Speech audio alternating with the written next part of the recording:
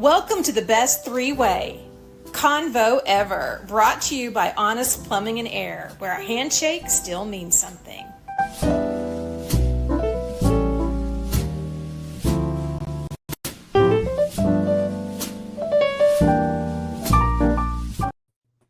Hey, there's nothing like trying something new and throwing out innuendos on a Sunday, the day of our Lord, our Savior. Stevie Lee and I, you'll see us on the Pass Rush with Stevie Lee. That's now going to be on Mondays during the football season. And we don't see his lovely, beautiful GQ smooth face, but Mike Adams, a former Texas Longhorn football receiver grade, he's on the road back from watching one of his sons play for the Louisville Cardinals. It's only a 14-hour drive, and Mike said that so nonchalantly like it's just going around the corner. Hey, when you make that drive 5 or 6 times, you just kind of get used to it. It's part of life now. Oh, man, we appreciate you, Adams. And if you were not aware, he's one of the best receivers ever in Texas Longhorn football history. John Malkovich brought Shea Moran's, Lavelle Pinckney, and tons of other great offensive talent. But now he's an administrator in the Pflugerville ISD area, and he's still active in athletics and has 2 talented sons. First off, Mike, real quick, how did Deuce Adams, the younger Adams, do last night in Louisville's opener? Man, he did pretty good. He got in the game in the fourth quarter. They weren't quite sure who the backup was going to be. It was either Deuce or the other quarterback. They had it either or. So I guess at this point in time, both of them are. But like I said, you got more than 2 of the quarterbacks. You don't have any. So not the case in Louisville. They do have their starter, but yeah, he's in a stiff competition for that backup spot. Got in the game, did good. Controlled offense. Went 2 for 3. Had a touchdown that was dropped in the end zone, but it would have been called back anyway because we had a lineman downfield, so that's not good. But did pretty good, man. Had a good 10-yard scamper for first. Nice. Led the team on a drive and led them to 3 points. So yeah, all in all, did good. Man, that's beautiful, Stevie. This is a short 15-minute episode. If you were not aware, my name's Shawn, Clynch, the host of Stories Inside the Man Cave, the co-host of the Pass Rush with Stevie Lee. Stevie Lee, if you were not aware, is a former defensive tackle for the great Mack Brown in those glory years of the Texas Longhorn football program when he got it rolling in the early 2000s, the pride of Shreveport, Louisiana. We'll start with Stevie, then Mike. Your reactions to that UT 14-7 loss at Ohio State yesterday? It was a fun game to watch. I love defense, and there was nothing but defense in that game. I think a little bit we might dive in a little bit more of this, but I think that Sark got into his head a little bit in the first half. I think he got in his own head. He talked a lot about his script this offseason in a bunch of press conferences. He's going down a script. I think he sat at his desk and made up a script and not be where his feet are during the game. That's a good point. And he stuck with his script that wasn't going well. You know what I mean? That's a good point. Yeah. So, once him and Art settled down and he started calling, we started moving the ball because he got away from the script and he started, calling what was in front of him, taking what the defense would give him. I think Arch was a little bit antsy in the backfield just because they were just so uptight, man. I think we just got to loosen up. I put a lot, and I talk a lot of trash when it came to our defensive front. I thought that these guys were, Shawn, I thought that they were the second coming to the old defensive lineman of the past, and I wasn't wrong, but I wasn't all the way right. You know what I mean?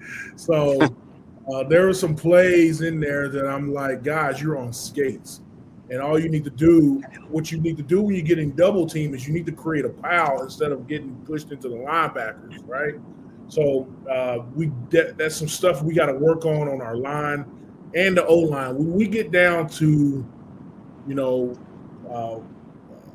what was it? When we get inside the 5-yard line, we got to score the ball. It has to go across the goal line, and that's just the Texas identity. Like you know that you got to score once you get in the red zone. Last couple of years, we've had problems doing that. We got to get back to being automatic in the red zone. So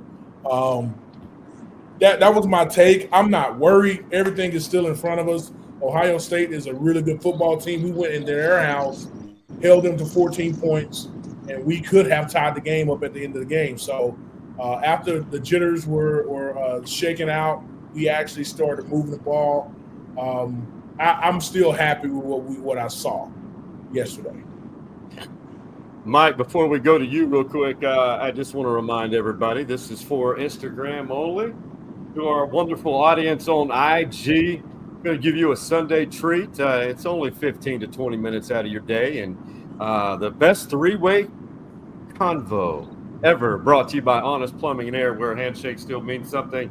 Mike Adams, while you're driving, and I hope you're 10 and 2ing the steering wheel while you're answering these questions, and kind of playing off of Stevie, what else did you see with your book? Because both of you have trained eyes that many, including myself, don't have toward the game.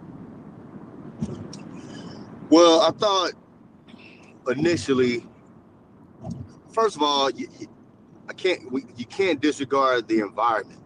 Okay, I think it really starts there in the magnitude of the game and the situation that our new quarterback, Arch, even though he's been in the system for 2 years now, 3, he hasn't played. He hasn't started in a big time environment like he did on Saturday. You have 4 new offensive linemen, and you have the, I don't want to say revenge factor, but we just lost those guys here in the national semifinals. So that's weighing on the mind of everybody.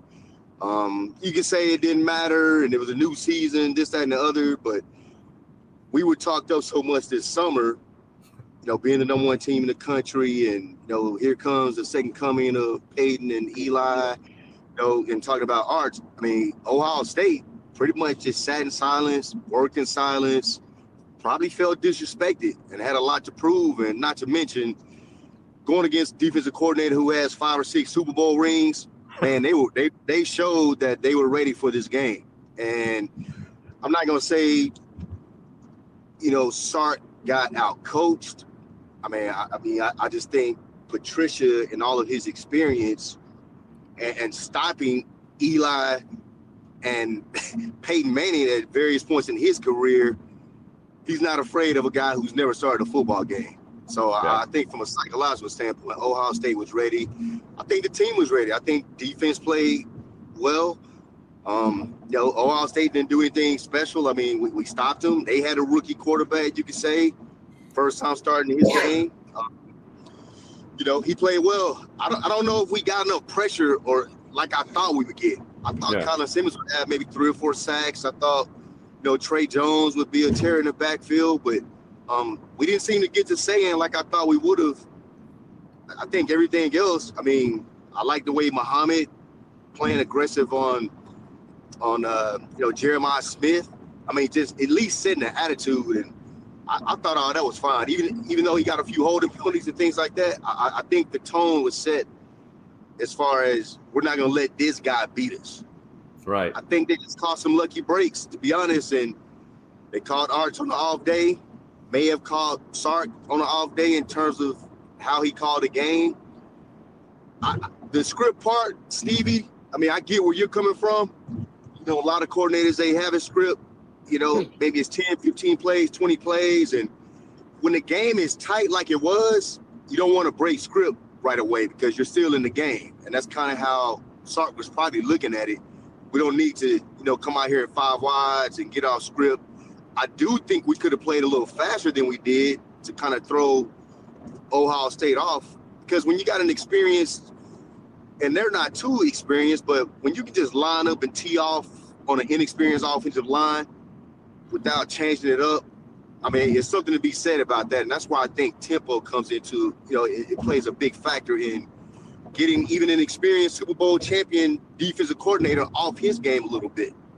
But when they're just able to line up, tee off, secondary roll coverages, trick, a first-time starter, it's going to be a little easy for them to do.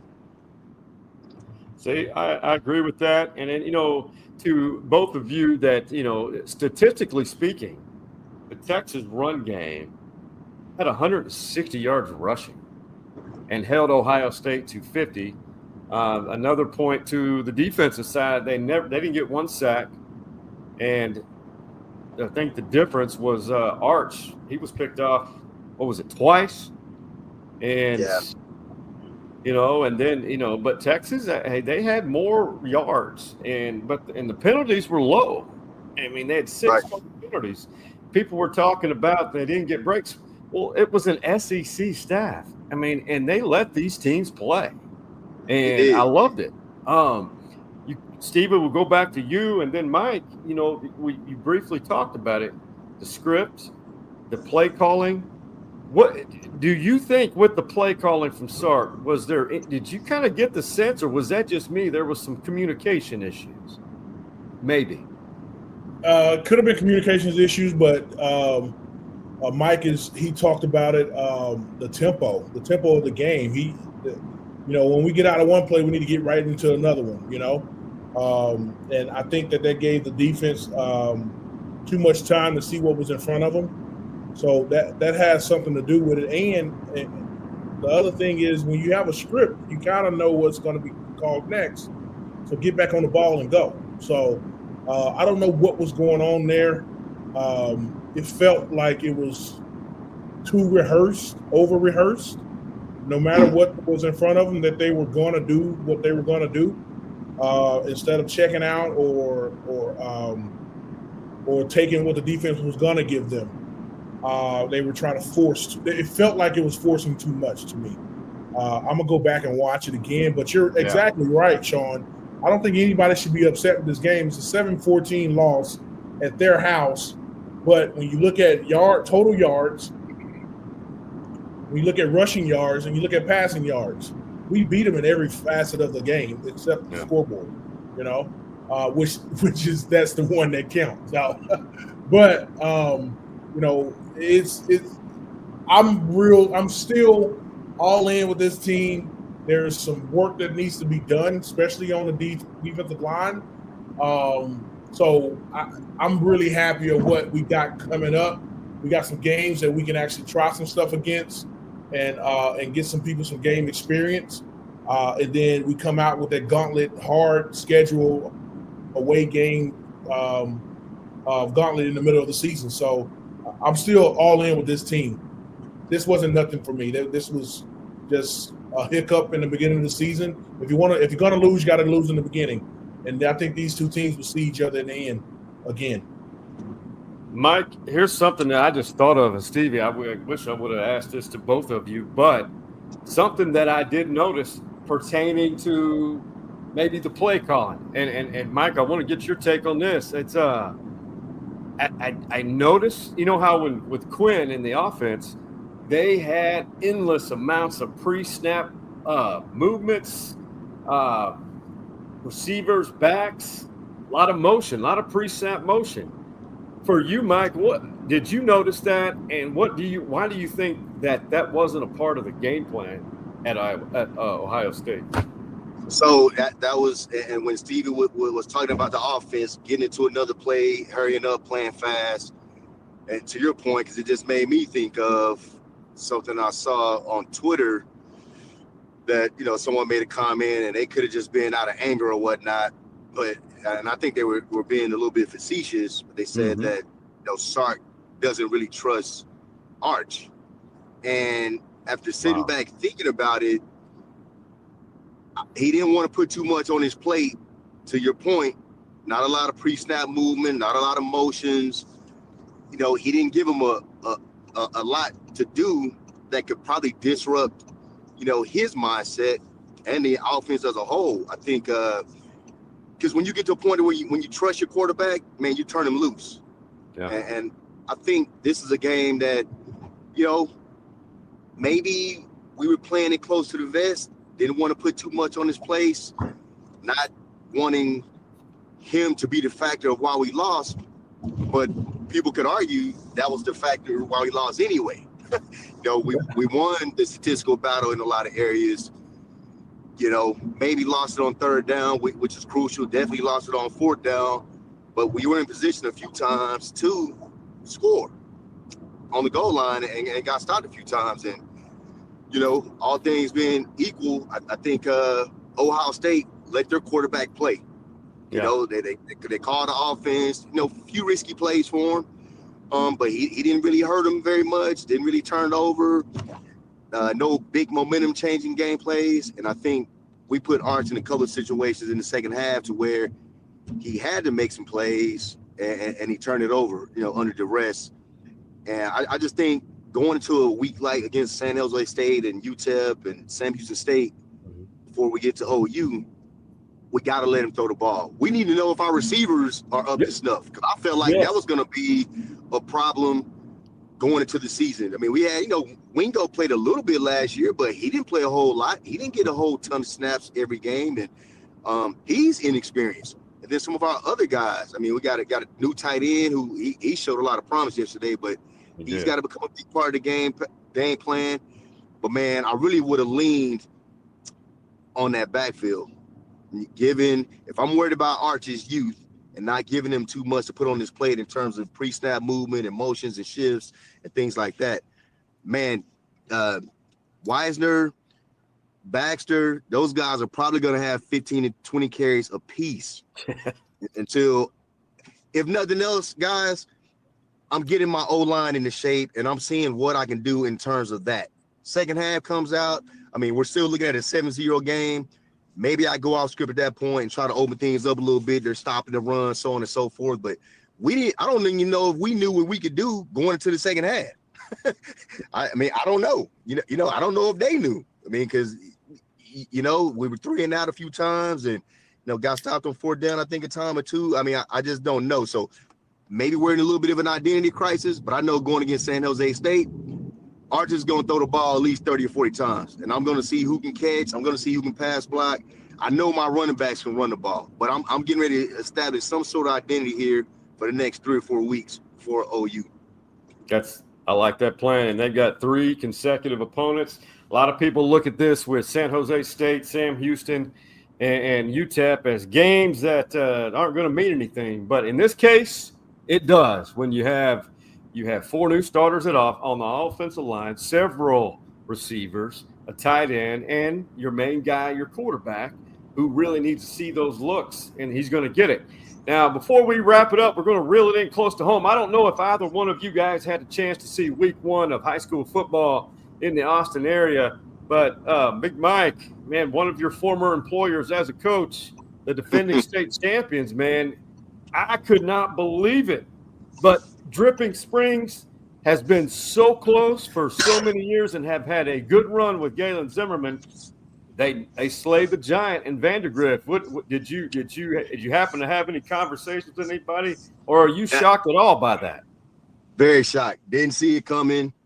I mean, I was just sitting here joking not too long ago with my wife, and how we went to Dripping Springs. They split the series with us in 22. And they got very close to beating them in the quarterfinals. Nova Sad fumbled, and that's how we pretty much secured that victory. But they won the opening game in 22. And, 23, we came over there, man. My boys were seniors, and we took their heart. And I felt like we took their heart out of the program. Vandy, we smacked them last year again on the way to state title. I just didn't really see it coming, them winning this game and winning it decisively like they did. But I can guarantee you this. That was a wake-up call. Those guys are going to be there sharp, 6:30, 6 o'clock a.m. I mean, it's going to be a different week at Vandegrift, especially with Cedar Park coming up. Oh, my goodness.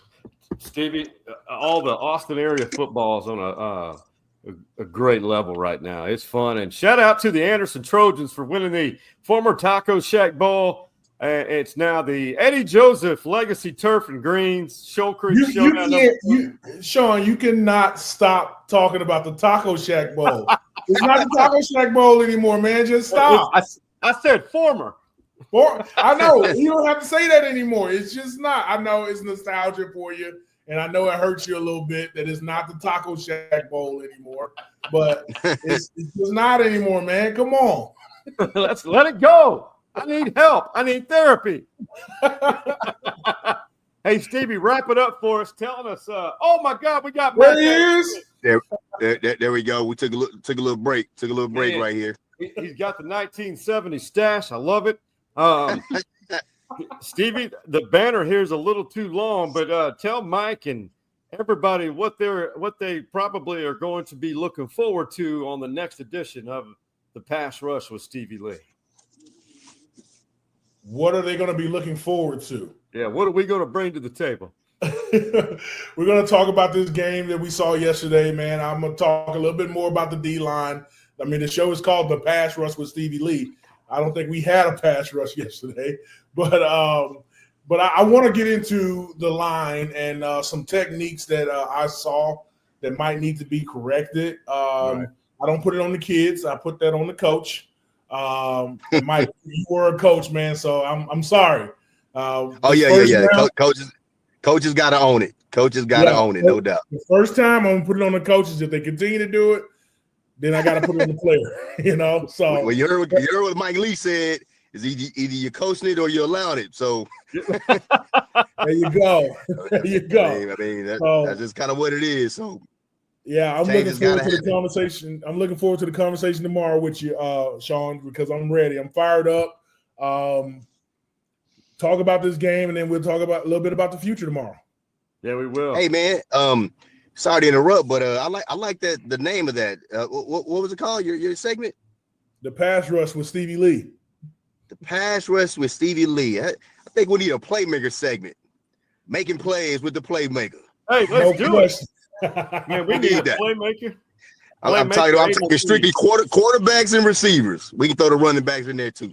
Yeah, hey, I'm writing it down, and whenever I write something on my desk calendar, it becomes reality. It's done. No question. Mike Adams, put $1 million to Stevie Lee on that calendar so it comes true. Man, it's happening. Add one for myself. We need to get a UT helmet like the old school one back that they had in 83. Well, no, 69 when they had we'll put 83 above the Longhorn logo. Yeah. That's man. Got you.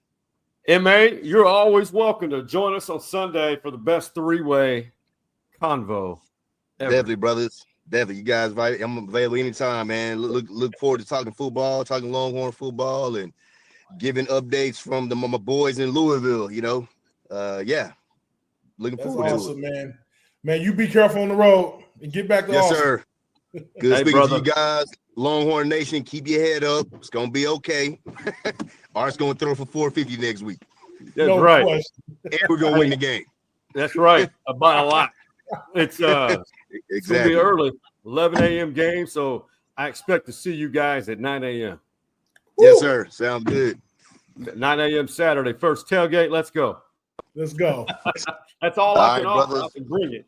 Hey, safe travels to Dallas, from Dallas back home to Austin, brother. Yes, sir. Will do. Hook 'em. All right. Hey, for Stevie Lee and the Mike Adams, I'm Shawn Clynch. Go follow our social media, and thanks for being a part of the first ever best three-way convo ever. Stevie, what do we say? We out. Welcome to the best three-way convo ever, brought to you by Honest Plumbing and Air, where a handshake still means something.